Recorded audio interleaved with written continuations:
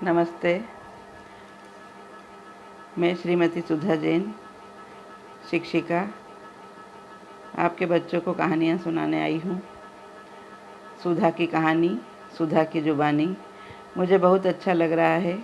मेरी कहानियों को आप अच्छा रिस्पांस भी दे रहे हैं और मैं समझती हूँ कि कहानियाँ ही एक सशक्त माध्यम है जिनसे हम बच्चों तक पहुँच सकते हैं और बच्चों के मन को टटोल सकते हैं और बच्चों को एक संवेदना वाला इंसान हम बना सकते हैं।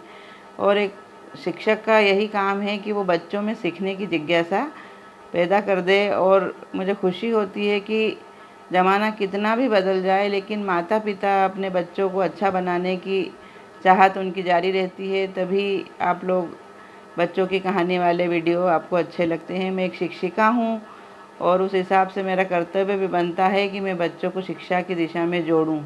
और इन दिनों जब बच्चे स्कूल नहीं जा रहे हैं तो हम शिक्षकों की भी और माता पिता की भी जवाबदारी बन जाती है कि हमारे बच्चे जो हमारे देश के कर्णधार हैं उनके लिए हर दिन सीखने का है, हर पल सीखने का है।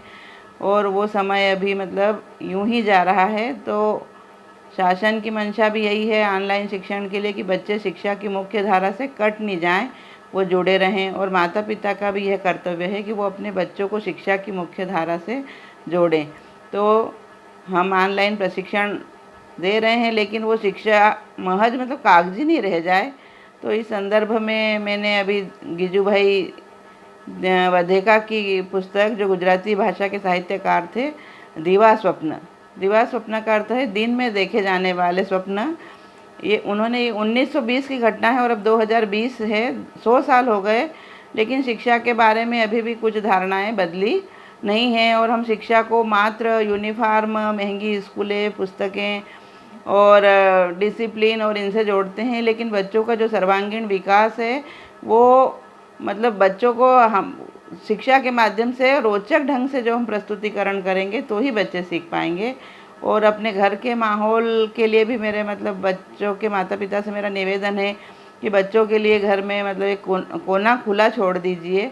आपके बच्चे छोटे हैं तो उनकी एक छोटी अलमारी जिसमें उनके सारे खिलौने हों, ताकि उनका मन हो वो जब निकाल सकें, उनको देख सकें। उसकी एक मतलब छोटी सी संदूक हो, मतलब बॉक्स हो उसका, जिसमें वो अपने सारे सामान रख सकें। उसके लिए छोटे छोटे बर्तन हो, छोटी मटकी हो जिसमें से वो पानी भर के पी सके। और मतलब बच्चों को पीटिए मत, बच्चों की जिज्ञासा को शांत करिए। आप मतलब वो क्या पूछ रहे हैं आपसे, क्योंकि एक बच्चे को बनाने में एक माता पिता और गुरु इन तीनों की भूमिका होती है। तो मतलब माता तो प्रथम पाठशाला है। तो माता मतलब हमारे घर का वातावरण ऐसा हो कि बच्चा खुले दिल से अपनी बात कह सके। छोटे बच्चों के लिए ये ज़रूरी है। फिर किशोर होते बच्चे हैं तो उनके मन में भी बहुत सारे सपने रहते हैं, ख्याल रहते हैं, नई नई दुनिया से परिचित होते हैं, उनमें शारीरिक बदलाव भी होते हैं। तो उस वक्त शिक्षक की भी भूमिका बहुत महत्वपूर्ण हो जाती है कि बच्चों की जो टीन एज है 13 से लेकर 19 तक, जब उसका सपनों का संसार बहुत मतलब वो ना छोटा होता है ना बड़ा होता है, तो उस दिशा को सही दिशा में मोड़ना ये हमारे शिक्षक का कर्तव्य है।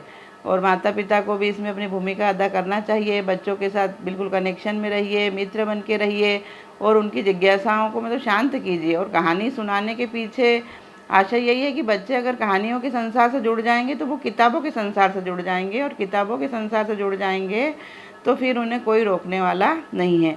तो आज तो मतलब मेरी बात यही है। और एक छोटी सी कहानी के माध्यम से मतलब मैं ऐसा समझाना चाहती हूँ कि एक बार मतलब बादलों ने मन ही मन तय किया कि हम बहुत बरस लिए, अब हम 10 साल तक बरसेंगे नहीं। और ये बात किसानों को जब पता लगी तो किसानों ने सोचा कि जब बादल ही नहीं बरसेंगे तो फिर अब अपना क्या काम है। तो वो भी निष्क्रिय होकर बैठ गए घरों में और सन्नाटा हो गया। लेकिन एक हरिया नाम का एक किसान था, वो रोज़ खेत में जाता और खुदाई करता, हल चलाता और जो काम वो खेत में करता है वो सब करता। तो किसान हंसते थे कि ये तो पागल हो गया है और बारिश तो हो ही नहीं रही है और मतलब कि बारिश होने वाली भी नहीं है, तो फसल ऐसे खेत में वो करने से क्या मतलब। लेकिन जब ऊपर से बादल गुजरे तो उन्होंने पूछा उस हरिया से कि क्यों भाई, हम तो बरसने वाले नहीं हैं, तुम ये किसकी तैयारी कर रहे हो और क्यों खेत में जैसे तुम तो ऐसा सोच रहे हो कि मुझे बीज बोना ही है। तो हरिया ने कहा कि देखो मतलब आपने तो बरसने का मना कर दिया कि नहीं बरसोगे, लेकिन मैं इन दिनों मतलब मैं हल चलाना नहीं भूल जाऊं, इसलिए मैं अभ्यास करूंगा। खेती का काम करने का मैं भूल नहीं जाऊं। तो बादलों को ये बात उनकी सुन के बड़ा वो लगा, और बादलों को फिर पिघल भी गए बादल और बरस गए। तो हमारे लिए भी यही बात है कि अभी ये शिक्षा का दौर ऐसा है, कोविड-19 छाया हुआ है, बच्चे स्कूल नहीं आएंगे तो बहुत दर्द होता है मुझे कि बच्चे पढ़ना नहीं भूल जाए और हम पढ़ाना नहीं भूल जाएं। तो हम हमारे जो स्किल है उसको डेवलप करते रहें और बच्चों से जुड़े रहें। ऑनलाइन शिक्षण के माध्यम से हम बच्चों से जुड़े रहें, बच्चों को बताते रहें, और ताकि बच्चे मतलब जो सीखने का उनका प्रक्रम है वो छूट नहीं जाए। क्योंकि चाँद है, आफताब है बच्चे, रोशनी की किताब है बच्चे, अपने स्कूल जब ये आते हैं तो लगता है गुलाब हैं बच्चे। व्यास सतलज सरीखे दरिया हैं, रानी झेलम चिनाब हैं बच्चे, अपनी मस्ती की राजधानी में अपने मन के नवाब हैं ये बच्चे। जब कभी भी ये खिलखिलाते हैं ऐसा लगता है ख्वाब है बच्चे। जिनको संस्कार शुभ मिले हैं वे हर जगह कामयाब हैं बच्चे। क्या फरिश्ते किसी ने देखे हैं? क्या फरिश्ते किसी ने देखे हैं? कितना अच्छा जवाब है बच्चे, कितना अच्छा जवाब है बच्चे। अजहर हाशमी की ये कविता है। तो मतलब प्यारे माता पिता और आप सबको मतलब मैं शिक्षा के माध्यम से यही बताना चाहती हूँ कि बच्चों को कहानियों से जोड़िए। मैं प्रतिदिन आपको अच्छी नई कहानी सुनाऊंगी ताकि आप अपने बच्चों को सुना सकें और बच्चों की जिज्ञासाओं को हम शांत कर सकें। बस हमारा काम है बच्चों के अंदर क्यूरियसिटी, जिज्ञासा उत्पन्न करना। उन बाकी सवालों के जवाब वे खुद ही ढूंढ लेंगे, है ना। तो मैं श्रीमती सुधा जैन आपको यही संदेश देना चाहती हूँ और आशा है मेरा ये वीडियो आपको पसंद आएगा।